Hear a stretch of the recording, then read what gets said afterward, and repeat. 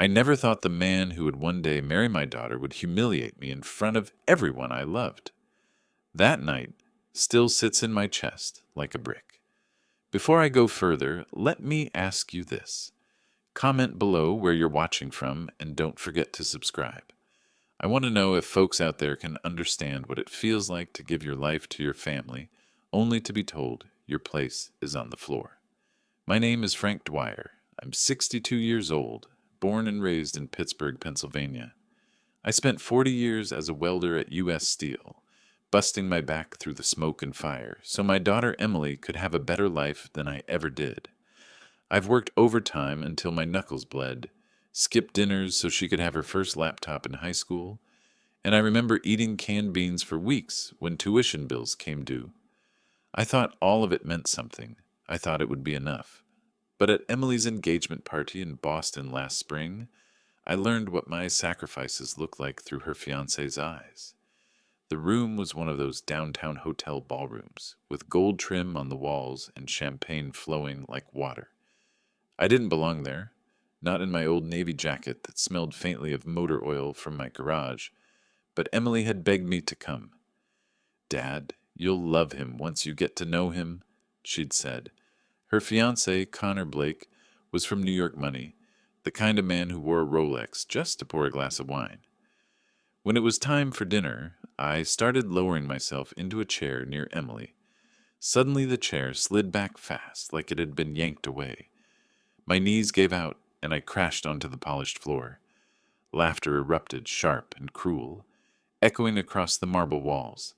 As I scrambled up, Connor bent close, his voice just low enough for me to hear. "That's where you belong, old man. On the floor." The words cut deeper than the fall. For a second I thought maybe I'd misheard. Maybe the laughter was just people being startled. But then I saw the smirk tugging at his lips, and what broke me wasn't just Connor. It was Emily's nervous laugh. She looked away like she wanted the moment to vanish if she pretended it wasn't happening. I forced a smile, brushed off my jacket, and told myself to let it go. But then something strange happened. As I turned to leave for some air, a tall man I'd never met touched my arm. His eyes held something between pity and warning. "That young man, Connor. I've heard stories. Watch yourself." Then he slipped back into the crowd. I stood frozen, torn between shame and suspicion. Why would a stranger warn me about my daughter's fiancé? I drove back to Pittsburgh that night with the image of Emily clutching Connor's arm burned into my mind. At home, I sat in my garage among the half-finished projects that had kept me sane since my wife passed. Rusted lawnmowers I fixed for neighbors, a Harley frame I'd been rebuilding for years. The place smelled of motor oil and winter dust. A pile of overdue utility bills lay on the workbench, reminders of how thin my retirement savings had been stretched. I opened Facebook on my old laptop, slow as molasses. It didn't take long to find Connor's profile. Picture after picture of him standing by luxury cars, dinners in Manhattan, captions dripping arrogance. One post stopped me cold. "Blue-collar people never get it. They're stuck in the past while we build the future." Another, "Ambition matters. Some settle for welding sparks. I settle for fireworks over the Hudson." My chest tightened. Welding sparks. That was my life, my dignity, turned into a punchline. And Emily, my Emily, was walking straight into his world. The deeper I scrolled, the more bile rose in my throat. Old articles, a hushed lawsuit over shady investments, comments from his circle mocking, guys who think a house in Pittsburgh is an achievement. I shut the laptop, my hands shaking. For 40 years I'd believed sweat and sacrifice were noble. To him, they were laughable. I wanted to call Emily right then, but what would I say? That her fiancé sneered at the life that raised her? That the diamond on her finger probably cost more than every car I'd ever owned combined? She'd say I was jealous, out of touch. The next evening, Emily called me herself. Her voice was bright, bubbling with the joy I used to hear when she was a kid tearing open Christmas presents. "Dad, Connor wants to take you to dinner tomorrow night, just the three of us, so you can really get to know him." I felt my stomach drop. The way she said it, it wasn't an invitation, it was a test. Connor wanted to size me up, maybe finish the humiliation he'd started at the engagement party. I looked around my garage at the grease-stained coveralls hanging from a hook, at the old steel lunch pail I still carried even after retirement. Things that once made me proud now looked like evidence in Connor's case against me. I tried to imagine myself in the kind of restaurant where the tip alone could cover my grocery bill for a week. "Of course, Princess," I told her, keeping my voice steady. "I'd like that." But as I hung up, the unease crawled up my spine like cold steel. Connor had already shown me what he thought of me. Tomorrow night, I suspected he'd show me just how far he was willing to go, and I had no idea what would be left of my daughter's love for me when the night was over.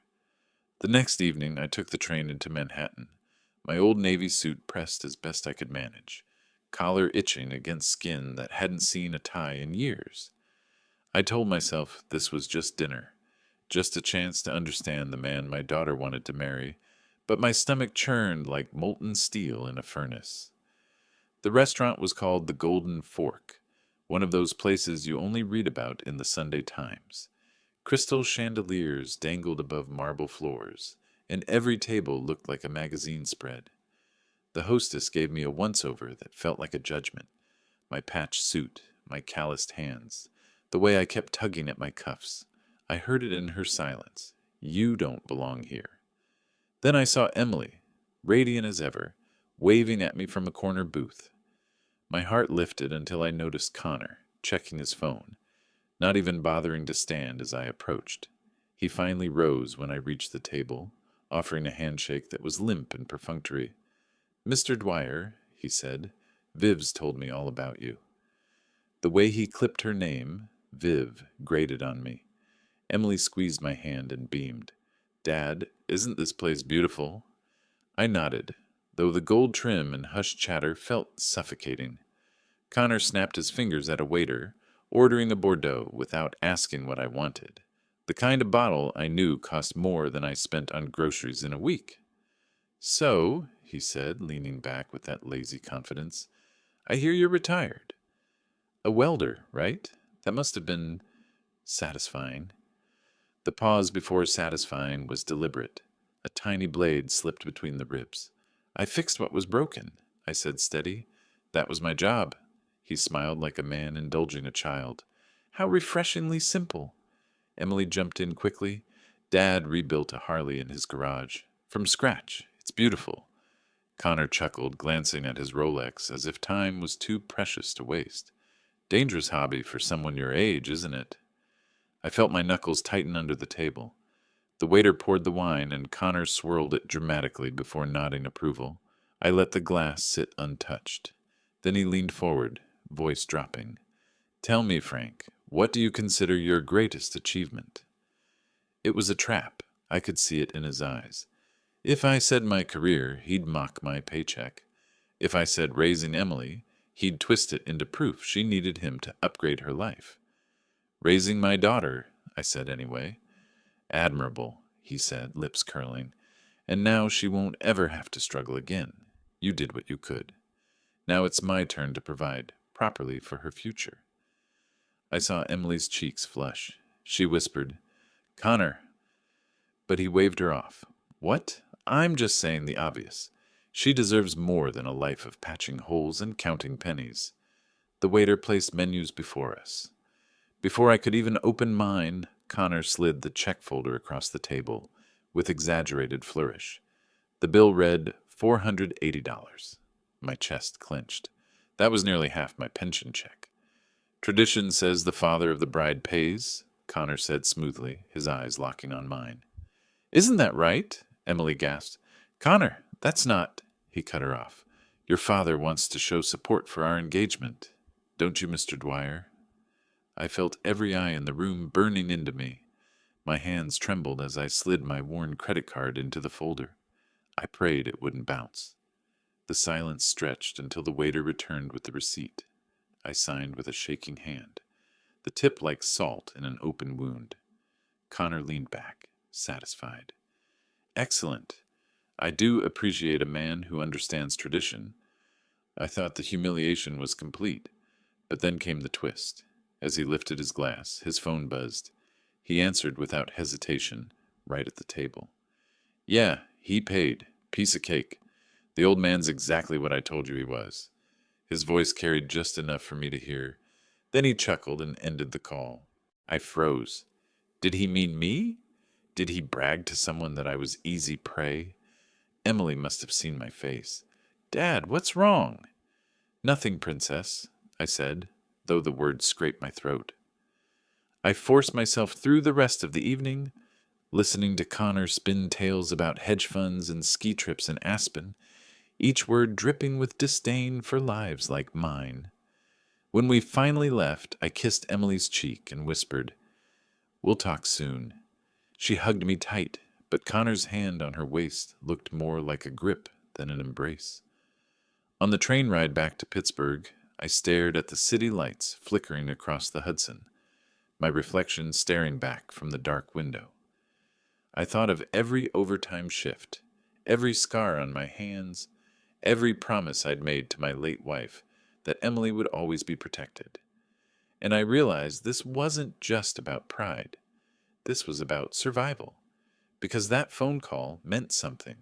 Someone else knew about me, about the dinner, about the bill. Connor wasn't just humiliating me for fun. He was testing how much he could strip from me before Emily noticed. And if I didn't act, the next thing he took might not be my dignity. It might be my daughter. 3 nights after that humiliating dinner in Manhattan, I was back in my garage. The Harley frame sat half assembled under the harsh fluorescent light, tools scattered across the workbench. I'd been staring at the same bolt for an hour, hands idle, mind racing. I couldn't shake Connor's words, or the smug way he'd told someone over the phone that I was exactly what he thought I was. The rattle of tires on gravel broke through my thoughts. Headlights cut across my driveway. A sleek black BMW pulled up, engine purring like a predator. My stomach tightened. It was nearly midnight. The side door slammed open. Connor strode in, expensive coat flaring behind him, his cologne clashing with the scent of oil and steel. He didn't bother with pleasantries. We need to talk, he said, his voice sharp, commanding, like he was the one who owned the place. I put down the wrench slowly. About what? Don't play dumb with me, Frank, he snapped. Ever since that dinner, Emily's been asking questions, doubts. I know you've been poisoning her against me. I leaned back against the workbench, arms crossed. I didn't poison her. She's smart enough to notice when a man disrespects her father. His jaw tightened. He stepped closer, trying to use his height as intimidation. You think you can turn her against me? You think she'll choose a washed-up welder over the life I can give her? I let the words hang. Then I said quietly, I read about that lawsuit in New Jersey. The investment scheme. You covered it up, but it's still out there. That stopped him cold. His eyes flickered just for a second, then hardened. That was nothing. A misunderstanding, but you... He jabbed a finger toward me, stopping inches from my chest. You don't get to judge me. You're old, irrelevant. You've got nothing left except a daughter who's about to outgrow you. My blood boiled, but I kept my voice even. You're wrong. I've got one thing left. Truth. And I'm not afraid to show Emily who you really are. For the first time, I saw something crack in his mask. He wasn't just arrogant. He was afraid. Careful, old man, he hissed. If you try to stand in my way, you'll lose her forever. One word from me, and she'll cut you off completely. She already thinks you're bitter, jealous, stuck in the past. Do you really want to prove me right? I didn't answer. Instead, I reached under the workbench and pulled out a thin folder I'd put together over the last 2 nights. Screenshots of his social media posts, records of the lawsuit, even photos I'd printed of the dinner bill with his signature scrawled at the bottom. I laid them out like a mechanic laying down tools. His face drained. Then, unbelievably, he smirked. So you've been digging? Cute? But you think a pile of old receipts will matter to her? She's in love with me, Frank. And love blinds people. You of all men should know that. Twist after twist kept hitting me. He wasn't even hiding his contempt anymore. He was daring me to fight back, confident Emily would never believe me. I stepped forward, closing the space between us until we were eye to eye. I buried my wife 5 years ago. I've lived with grief that would crush most men. Do you really think I'm afraid of you? For a heartbeat, he faltered, his hands clenched at his sides, his breath quickened. I thought he might actually swing at me, but then he took a step back, forcing a laugh. This isn't over. Remember what I said. One word from me, and she'll believe I'm the victim. You'll be the bitter old man trying to ruin her happiness. He spun on his heel and stormed out, slamming the door hard enough to rattle the garage windows. The sound echoed in the empty night until it faded into the growl of his BMW tearing down the street. I stood there alone, the fluorescent light buzzing overhead, the folder of evidence still spread across my workbench. My hands were trembling, not from fear, but from the realization that I couldn't protect Emily by staying quiet anymore. Connor wasn't just arrogant. He was dangerous in a way that didn't involve fists or weapons. He was playing with her heart, her trust, her future.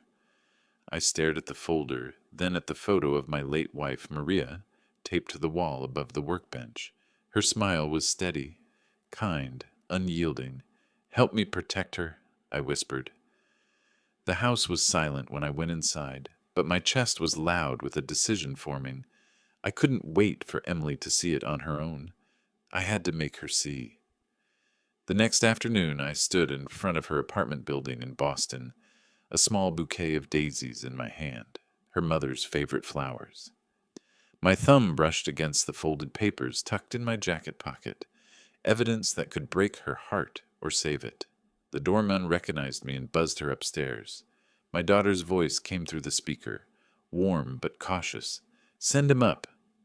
As the elevator doors closed around me, I felt the weight of the choice pressing down. Do I show her the truth and risk shattering her world?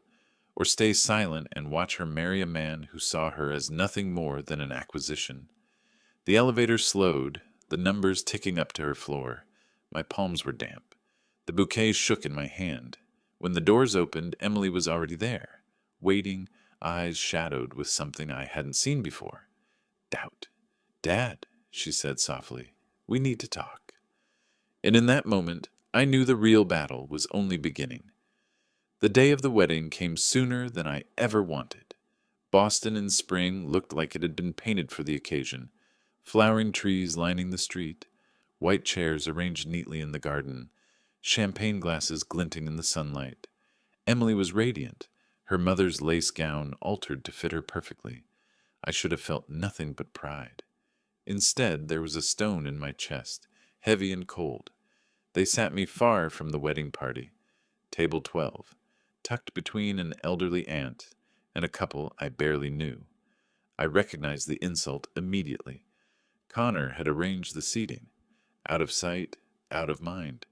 But you don't forget a man who tries to put you on the floor. I smiled politely, made small talk, sipped water while the room buzzed with expensive laughter. My calloused hands looked out of place against the crisp linen tablecloth. That was the point. Connor wanted me to feel small. When he finally approached my table, his grin was sharp as broken glass. "Mr. Dwyer," he said loudly, making sure nearby guests heard. "Hope everything's up to your standards?" "Everything's beautiful," I said evenly. "You and Emily did a wonderful job." He leaned close, voice dripping with condescension. "Different from Pittsburgh, isn't it? A whole new world. You must feel like you've stepped into a dream." "No," I said, meeting his eyes. "Just a different kind of work." That wiped the smirk off for a moment, but he quickly recovered. Then, with practiced smoothness, he pulled out the chair beside me, as if offering respect. Only, when I shifted my weight to sit, he tugged it sharply back. The fall was hard and fast. Gasps rippled through the crowd as I hit the polished floor, the sound echoing through the hall. My elbow screamed in pain, but worse was the laughter he tried to mask with a false apology. "Careful there, Frank," he said, loud enough for everyone to hear. At your age, gravity isn't kind. Maybe the floor is more comfortable anyway. The room fell silent. No one moved. Emily's cry pierced the stillness as she rushed toward me, her bouquet forgotten. Her fiancé, the man she thought she loved, had just revealed his true colors in front of everyone.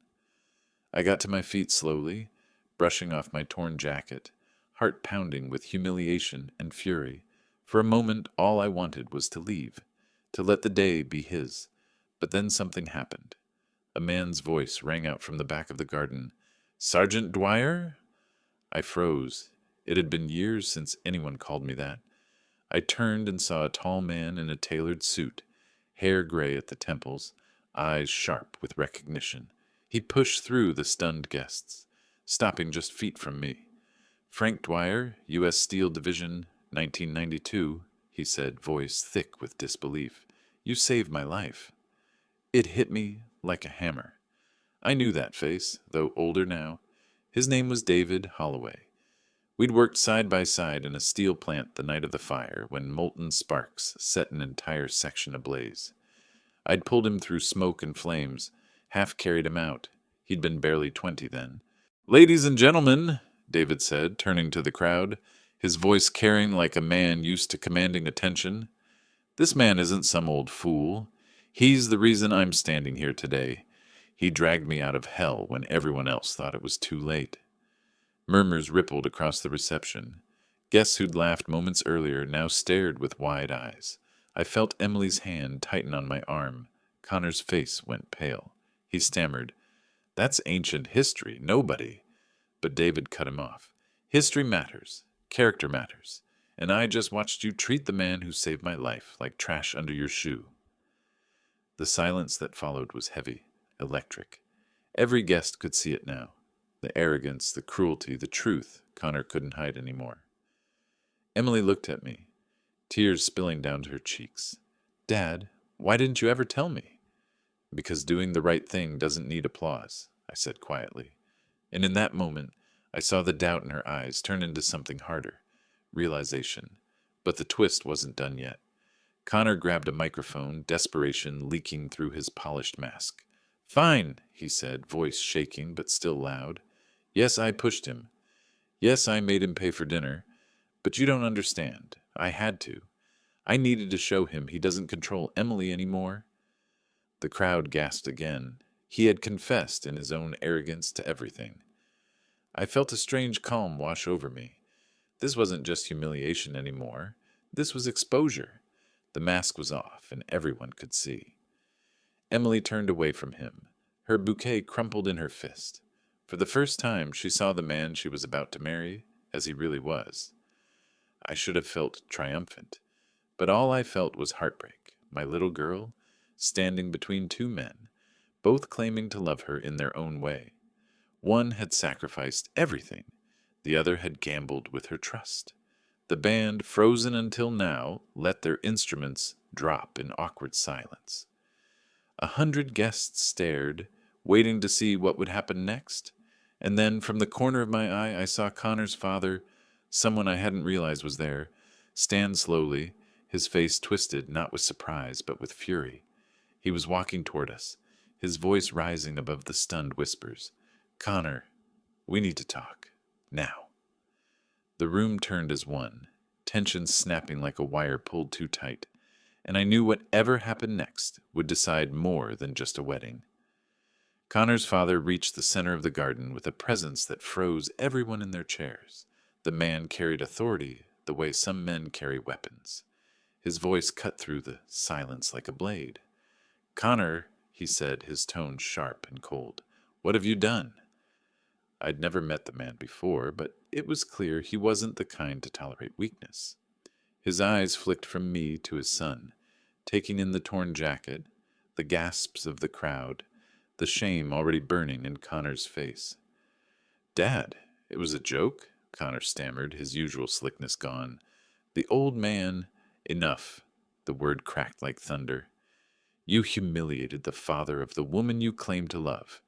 In front of our friends. In front of me." The guests leaned forward, no one daring to breathe. Emily stood frozen, bouquet trembling in her hands. Do you have any idea who this man is? His father continued, pointing at me. I watched him save lives when you were still in diapers, and you drag his name through the dirt for sport? The blood drained from Connor's face. He looked like a child caught stealing from the collection plate. But the real twist came when his father turned back to me, his voice loud enough for everyone to hear. Mr. Dwyer, I owe you a debt that can never be repaid. If I had known what my son was capable of, I would never have allowed this day to come. The air shifted. The crowd's silence became judgment, their stares pinning Connor to the floor harder than gravity ever could. 100 whispers circled the garden. His empire of image collapsed in minutes. Emily dropped the bouquet. Connor, is this who you are? She asked, her voice shaking. He reached for her, desperate, but she stepped back. No, she said louder, stronger now. A man who would humiliate my father doesn't love me. He loves power. The moment stretched, cruel and inevitable. Then Emily pulled the ring from her finger and laid it on the table between them. We're done. The crowd erupted, not with cheers, not with applause, but with the raw buzz of justice being witnessed. Connor's father closed his eyes as though the weight of shame was too heavy even for him to carry. Connor tried to speak, tried to spin it, but the words stumbled out half-formed. His polished charm was gone. All that remained was a boy stripped bare in front of everyone who mattered. He walked out alone, no father at his side, no bride on his arm, just silence trailing behind him like a funeral march. Emily turned to me then. Her eyes were red, but clear. She whispered, Dad, I'm so sorry. I should have seen it sooner. I pulled her close, my voice catching in my throat. It's not your fault. Love can blind the best of us. What matters is you saw the truth before it was too late. For the first time that day, I felt the stone in my chest lift. Not joy, not triumph, just relief. The fight was over. That night, back in my small Pittsburgh home, I sat in my garage with the half-built Harley and let the quiet settle. The humiliation, the fury, the heartbreak, all of it had been worth it, because my daughter walked away with her dignity intact, and I walked away with mine restored. I learned something I wish I'd known earlier. Respect is worth more than money, more than appearances, more than any flashy ring. Once a man shows you how little he values you, believe him, and protect the people you love from the cost of ignoring that truth. Have you ever been in a moment where someone showed their true colors in front of everyone, and you had to decide whether to stay quiet or stand tall? Share your story in the comments. I'd love to hear it. And if you want to walk with me through more stories like this one, hit subscribe and stick around. Sometimes the hardest battles end with the quietest kind of justice.